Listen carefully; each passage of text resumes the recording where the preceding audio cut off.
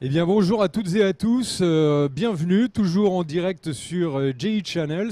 J'ai le plaisir d'accueillir Jérôme Delabre sur le plateau. Jérôme Delabre, bonjour. Bonjour. Alors vous êtes vous responsable, on va dire, de la filière métaux en feuilles Tout de à la fait. FIM. Absolument. De la FIM, donc FIM, grosse fédération, hein, Tout à fait, incroyable, des industries métallurgiques avec plusieurs branches, on va dire plusieurs divisions. Et les métaux en feuille, alors la particularité un peu des métaux en feuille, c'est justement les métaux, on va dire, qui sont plus fins que les autres, que des fois dans la fonderie, les tout à fait, oui. particularités du secteur, en quelques mots. Alors les métaux en feuille, ça regroupe plusieurs métiers, le découpage, l'emboutissage, le repoussage, la tôlerie, la chaudronnerie. On travaille ce qu'on appelle communément de la tôle ou des bobines, en acier généralement, mais aussi dans d'autres matières, acier inoxydable, aluminium, etc. Voilà, avec des particularités métiers qu'on va évoquer. En préparant là, cette interview, on s'est dit déjà, on a parlé du contexte aujourd'hui, que tout le monde, c'est un sujet de conversation sur le salon qui a commencé ce matin. Donc on peut évoquer cette crise entre la Russie et l'Ukraine, aujourd'hui qui pénalise un peu le marché. Comment vous le ressentez, vous le vivez, et comment ça se passe sur le terrain? Alors la profession souffre énormément du conflit qui se déroule actuellement en Ukraine, tout simplement parce que l'Ukraine et la Russie sont des acteurs majeurs dans la production de métaux en feuille, d'acier en particulier. On en parle beaucoup aujourd'hui. Vous avez l'acierie Azovstal à Mariupol qui bien évidemment est complètement à l'arrêt, qui est un gros producteur, mais aussi ArcelorMittal qui emploie 26 000 salariés en Ukraine. Donc l'Ukraine est un gros producteur d'acier plat. La Russie également. Nous avons cessé nos relations commerciales avec la Russie. Donc il y a de très très fortes tensions sur le marché des aciers plats aujourd'hui en Europe suite aux événements que nous connaissons tous en Ukraine. Et on le voit d'ailleurs dans ce conflit, ce qui est terrible, c'est qu'il y a un bombardement, il y a eu plusieurs gros centres industriels en Ukraine qui ont été touchés de façon vraiment radicale, on peut le dire, hein. Oui, mais quand bien même les aciéries qui n'ont pas été touchées sont pour l'essentiel d'entre elles aujourd'hui à l'arrêt.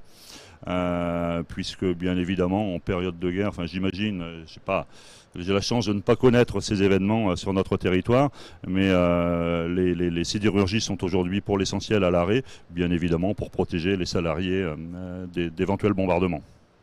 Alors, le problème des pénuries qu'on connaît dans différents secteurs, hein, il y a aujourd'hui les semi-conducteurs, on en parlait dans l'automobile, même dans tous les secteurs, hein, même l'informatique, on a dans l'alimentaire, on commence à avoir. Donc, il va falloir de l'agilité, il va falloir avoir peut-être un panel de fournisseurs d'approvisionnement un peu élargi. Comment ça se passe, vous, sur le secteur? Quelles perspectives vous voyez là dans les prochains temps pour faire face à ce manque créé par la guerre? Comment ça va se passer? Alors effectivement, les pénuries ne touchent pas que les aciers, ne touchent pas que les métaux en feuille, mais nous souffrons d'un handicap supplémentaire.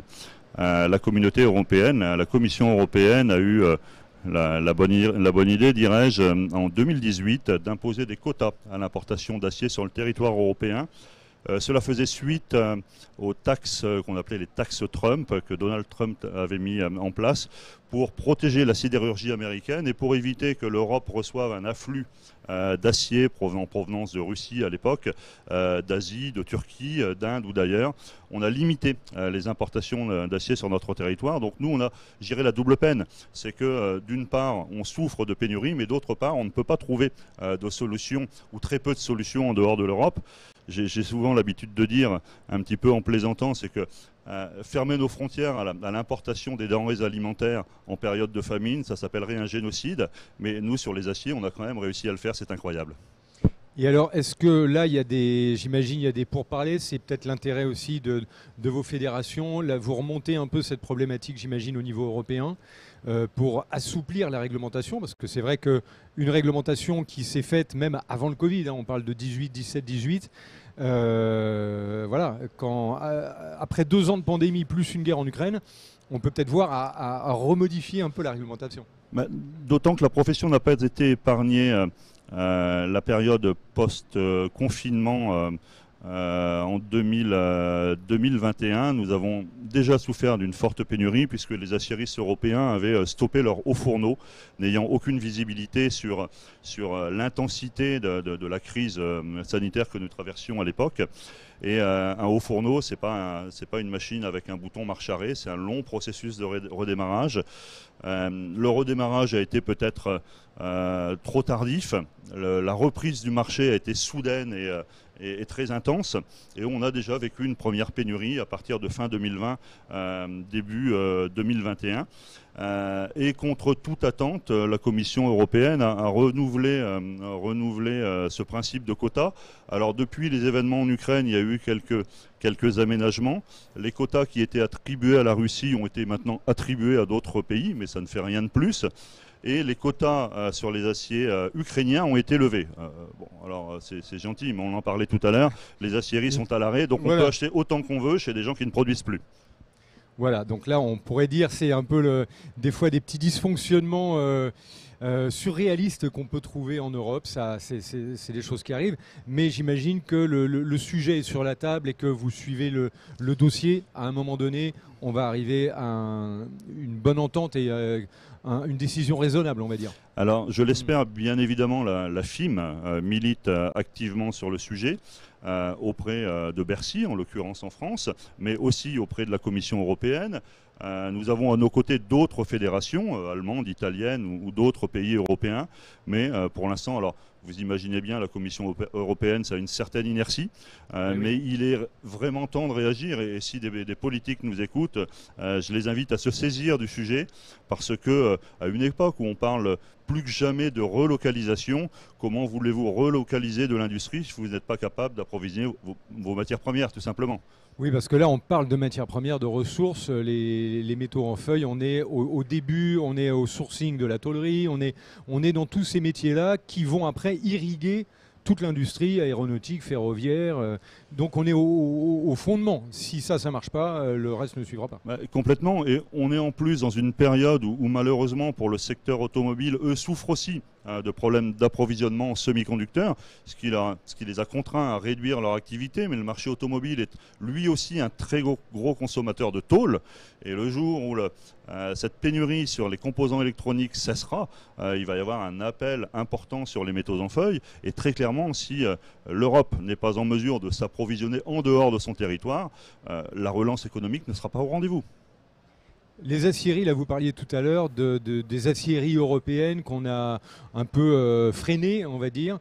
Est-ce qu'aujourd'hui, on se rappelle le rachat par ArcelorMittal de plusieurs sites en France, est-ce que les aciéries aujourd'hui en Europe, on est sur un secteur qui peut redémarrer, qui peut se réimplanter, qui peut retrouver de la vigueur et un nouveau dynamisme ? Il y a de la vigueur et du dynamisme dans le secteur sidérurgique, et j'en veux pour preuve que ArcelorMittal a publié l'an dernier des résultats complètement exceptionnels. Donc la sidérurgie européenne fonctionne, mais aujourd'hui, très clairement, elle n'arrive pas à répondre à la demande, et c'est pour ça que nous avons besoin de pouvoir s'approvisionner en dehors des frontières de l'Europe. Sinon, notre industrie de travail des métaux en feuille est fortement pénalisée par cette incapacité à s'approvisionner. Quels sont les grands pays producteurs aujourd'hui justement en acier comme ça, si on met à part justement la Russie et l'Ukraine, la parenthèse risque d'être un peu longue, où c'est qu'on peut aller chercher l'approvisionnement aujourd'hui? Alors le premier producteur mondial d'acier, c'est la Chine. La Chine produit environ 50% des aciers au niveau mondial. L'Inde, la Turquie sont aussi des gros producteurs d'acier. Donc il y a le Japon, il y a la Corée, mais la Chine représente l'essentiel de la production d'acier mondial. Et très clairement, aujourd'hui, il est impossible ou quasi impossible de s'approvisionner sur d'autres continents, que ce soit la Chine, l'Inde ou ailleurs. Oui, parce qu'avec justement les problèmes de Covid, de fermeture de frontières, ça j'imagine que c'est aussi compliqué à ces niveaux-là, mais ce n'est pas seulement la crise sanitaire, c'est plutôt aussi que ces pays ne sont pas prêts forcément tout de suite à exporter vers l'Europe, c'est ça? Alors à l'époque, en 2021, la Chine avait limité ses exportations d'acier justement pour se protéger des problèmes dont nous souffrons chez nous. Aujourd'hui, ils sont plutôt surcapacitaires. On a une activité économique qui réduit et qui commence à réduire en Chine. On a beaucoup parlé du confinement à Shanghai qui a duré 7 à 8 semaines. Donc ils sont plutôt surcapacitaires en production d'acier. Par contre, nous, on est limité par des quotas à l'importation et on ne peut pas s'approvisionner chez eux. Donc on le voit, il y a le sujet quand même qui est central sur lequel on revient souvent, c'est ces quotas qui ont été définis par la Commission européenne il y a maintenant 4 ans et qu'il faudrait relever. On passe le message à tous les politiques et tous les gens qui regardent. C'est un travail collectif et puis c'est vrai qu'on demande beaucoup d'agilité aujourd'hui aux entreprises, aux fédérations comme les vôtres, aux organismes. Il faudrait aussi que de temps en temps, il y ait de l'agilité probablement au niveau réglementaire, se dire, bon, braquet, ok, on avait dit ça, c'était à l'instant T en fonction d'un contexte. Aujourd'hui, c'est radicalement différent, on change le contexte, quoi. Effectivement, ce qui avait du sens à une époque n'en a pas forcément aujourd'hui. Depuis la crise sanitaire, maintenant la crise en Ukraine, on traverse des périodes où, comme vous le disiez, à juste titre, il faut énormément d'agilité. La Commission européenne n'a pas pour réputation d'être très agile, malheureusement, et il faut qu'on arrive à nous être agiles avec toutes les contraintes qui pèsent sur nos épaules. Et j'en ajoute une suivante. Vous avez ce qu'on appelle le MACF. Aujourd'hui, les producteurs d'acier européens sont exonérés de taxe carbone. À partir de 2023, c'est demain, la taxe carbone va être progressivement appliquée sur les aciers produits en Europe. Pour faire simple, produire une tonne d'acier, ça émet 2 tonnes de CO2. Le prix de la tonne de CO2 est aujourd'hui de 100 €. Donc ça suppose une augmentation du coût des aciers européens de 200 € à terme quand le MACF sera complètement déployé. Là aussi, ça va être un lourd handicap pour les utilisateurs, les consommateurs d'acier que nous sommes dans notre fédération, puisque ça va créer un écart de compétitivité avec d'autres continents qui ne souffrent pas, entre guillemets, de cette taxe carbone. Et quelque part, ça risque de conduire à des délocalisations, et le carbone qui ne sera pas émis chez nous, il sera émis ailleurs, et on vit tous sur la même planète. C'est clair, on le voit, c'est vrai qu'il y a cet enchaînement des parcours, des destinées. Là, on l'évoque sur le carbone. C'est vrai que c'est pour beaucoup d'industries, d'ailleurs, le problème va se poser. Là, on parle de l'industrie des métaux en feuille particulièrement, mais au niveau de la compétitivité, si on instaure des règles au niveau du carbone en Europe, eh ben, il y a plein de continents ou de pays qui ne jouent pas le jeu, qui ne sont pas dans cette même logique. Qui tout d'un coup se retrouveront avec des produits moins chers. Mais ça peut être quelque chose de différenciant. À terme, on peut peut-être en faire de cette contrainte un argument ou un atout peut-être favorable. Il faut toujours essayer de voir la contrainte comme une opportunité. Vous pensez que ça serait possible, ça, de se dire, tiens, on a une taxe supplémentaire carbone, mais on va privilégier, à ce moment-là, il faut jouer le jeu dans le sens inverse, c'est de dire on privilégie l'Europe quand même. Écoutez, je l'espère. Ceci dit, quand il y a un écart de coût, le consommateur a souvent tendance à se tourner vers le moins cher. Ce qui est inquiétant, c'est qu'on va taxer les aciers européens, on va taxer les aciers qu'on importe d'autres produits sur les mêmes bases de calcul. Par contre, on ne va pas taxer les produits qu'on importe, les produits finis qu'on importe d'ailleurs. Donc ça crée un delta compétitivité. Alors, je crois qu'il n'y a pas débat, il faut sauver la planète, on est tous d'accord là-dessus, mais il ne faut pas non plus que ce soit toujours les mêmes qui supportent le coût de ce sauvetage de la planète et qui perdent en compétitivité. On en parlait tout à l'heure, le sujet de la relocalisation est vraiment plus que jamais présent dans les discours politiques. Il faut aussi que ce soit accompagné par des mesures qui nous permettent d'être compétitifs. Complètement. Alors je regarde le chrono, il nous reste une petite minute, une grosse minute même. On a évoqué donc le contexte, les solutions qui à terme pourront quand même s'étudier. On a passé le message à l'Europe. Sur la sidérurgie, on a évoqué ce matin avec Marc Bazin, directeur de Tolexpo, que la métallurgie, la tôlerie se portait plutôt pas mal. Il y a quand même une activité qui est là, qui est quand même maintenue et qui est dynamique, qui est forte. Donc on a ces contraintes-là. Le secteur quand même se porte bien et est porté et soutenu. Il y a des regroupements qui se font là aujourd'hui, vous en tant que fédération. J'imagine que vous devez encourager à ça, de se regrouper un peu pour avoir plus de force et de pouvoir. C'est ce qui est à l'œuvre aujourd'hui? Regroupement, pas plus qu'avant, mais je vous rejoins sur le fait que le secteur est dynamique. On est toujours dans cette période un peu euphorique post-pandémie. Hein. Il y a une très forte reprise après la période de confinement en 2020. On est toujours dans cette dynamique. Néanmoins, je reste inquiet ou réservé sur l'avenir. On a une inflation qui est forte. La population doit commencer à arbitrer dans ses dépenses. Et il est évident que après le chauffage qui coûte cher, après l'alimentation qui coûte plus cher que jamais, le transport, il y aura des arbitrages qui ne seront pas forcément à la faveur de produits manufacturés que nous produisons. Et je crains un fléchissement de l'activité qu'on a déjà vu au premier trimestre avec une croissance zéro. Et j'ai l'impression que la fin 2022, voire l'année 2023, risque d'être un petit peu plus compliquée en termes d'activité.